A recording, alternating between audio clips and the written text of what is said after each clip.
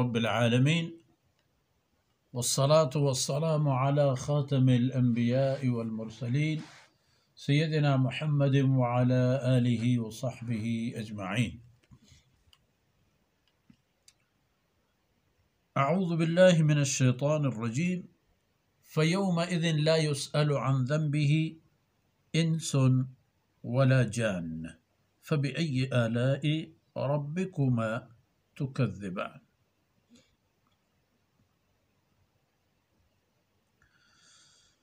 يعرف المجرمون بسيماهم فيؤخذ بالنواصي والأقدام فبأي آلاء ربكما تكذبان. هذه جهنم التي يكذب بها المجرمون يطوفون بينها وبين حميم آن فبأي آلاء ربكما تكذبان.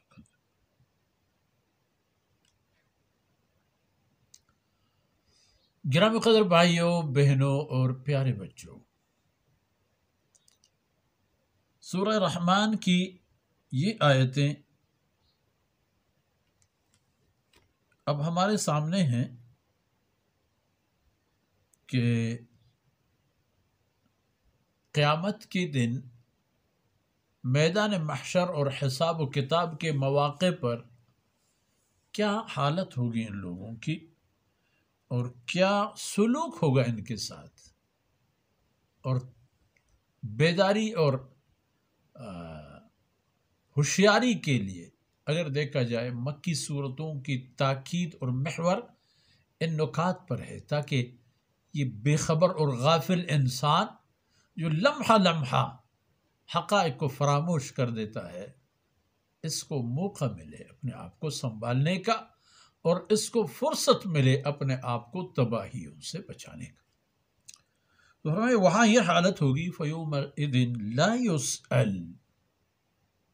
يُسْأَلُ فَيَوْمَئِذٍ لَا يُسْأَلُ عَنْ ذَنبِهِ إِنسٌ وَلَا جَانٌ۔ قیامت کے دن کسی بھی جن اور انسان سے اس کے گناہوں کے بارے میں یہ نہیں پوچھا جائے گا کہ فرمائیے آپ نے کیا کیا ہے، یہ سوال ان سے نہیں ہوگا۔ بھئی آپ نیک تھے یا بد، اچھے کام والے تھے یا برے، ایمان اور عقیدہ کیا تھے کیا نہیں تھے، یہ نہیں پوچھا جائے گا۔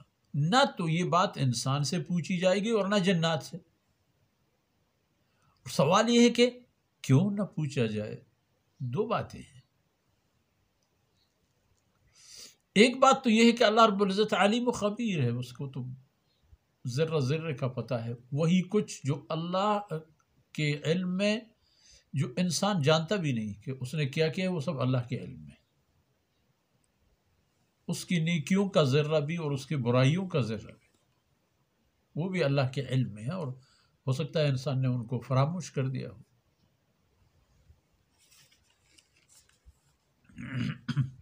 اور دوسری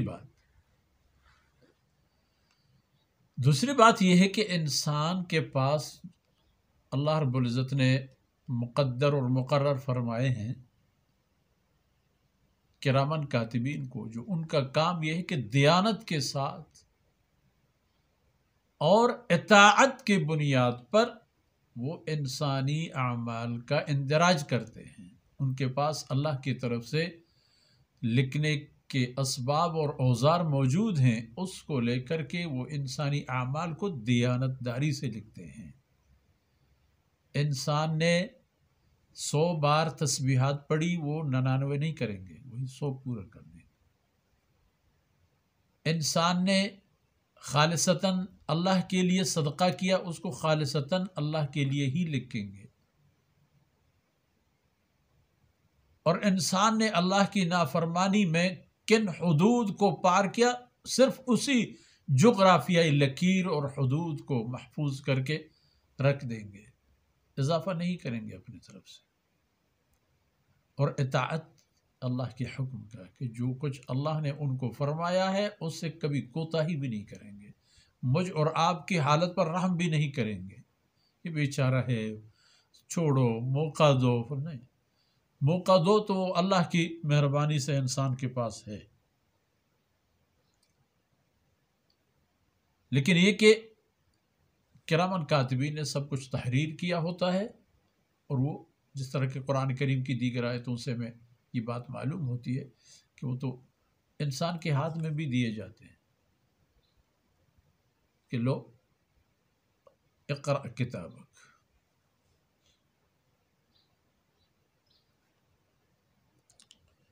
فبأي آلاء ربكما تكذبان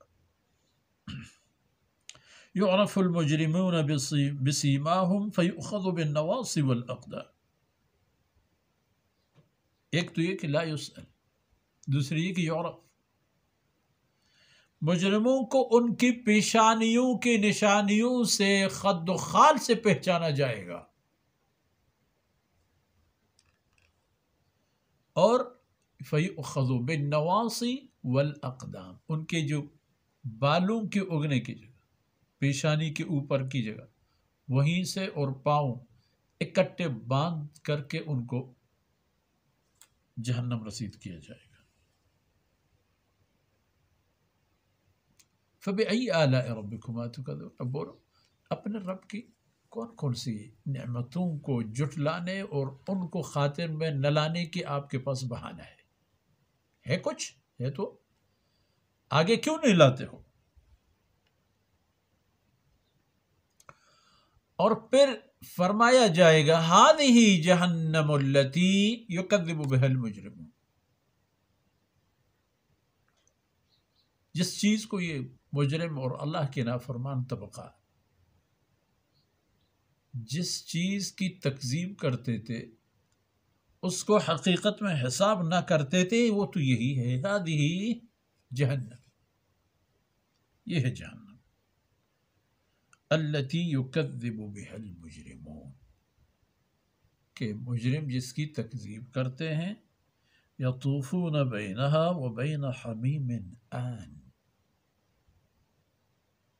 کہ اب مجرموں کی حالت یہ ہوگی کہ ایک طرف مستقل عذاب جہنم کا، اور دوسرے طرف وہ پانی جو اپنی شدت حرارت سے پینے کے قابل بھی نہیں ہے، لیکن پینا پڑتا ہے دل نہ چاہتے ہوئے بھی، اور وہ عذاب اپنی جگہ، کبھی عذاب اور کبھی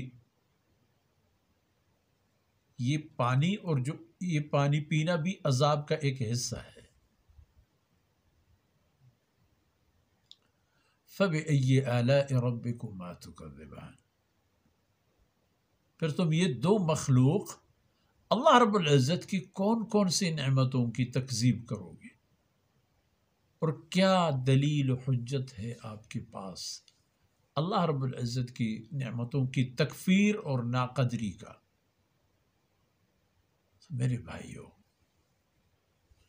اللہ کی کلام کو مشاہدہ کیجئے کہ کس حد تک کھل کر حقائق ہمارے سامنے رکھی جاتی ہیں، رہنمائی اور ہمیں قیادت کی جاتی ہے، اور وہ بھی رہنمائی اور قیادت ناصحانہ، خیر خواہی کی جذبات سے بھرپور۔